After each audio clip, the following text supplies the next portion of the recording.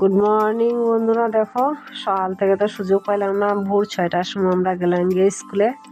এখন বাজে 10:30 আমরা আইলাম স্কুলে থেকে আইয়া। এই দেখো শুরু হইলো ঘরের কাম কাজটা, একটু শুরু করলাম। বিছনাটা গুছাইলাম প্রথমে, বিছনাটা গুছাইয়া বাসি ঘরটা ঝাড়ু দিলাম, কারণ সকালবেলা একদম সময় পাইছি না বন্ধুরা।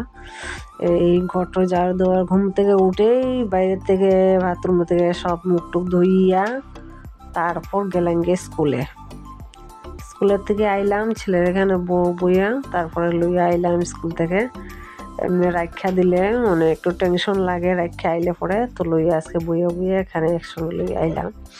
তো বিছনাটা ঝাড়টা দিলাম, দেওয়ার পরে ঘরটা এই ঝাড়ু দিয়া দিলাম, ঘরটা ঝাড়ু দিয়া তো বন্ধুরা কিতা করবো, সংসারে কাজ মতো করা লাগবো।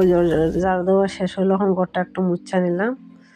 মুচ্ছা নিয়ে তো ভাবছি আজকে একটু চুলের মধ্যে একটু কলফ লাগাই। চুলটা বুঝছো নি বন্ধুরা, বিশ্বাস করতে হয় না, চুলটা আমার বয়সে না টেনশনে মাথা গরম, পুরা চুল ফাঁকিয়া শেষ হয়ে যায়। তো এই দেখুন চুলো কলফ লাগাইয়া কয়েকটা বাসন আসলো, একটু ধুইয়া লইলাম। ধুইয়া ওখানে একটু কয়া রুদ্রের মধ্যে বইমু, আর কয়টা সুপারি কাটিয়া শুকানির দিন এই দেখো বইলাম একটু।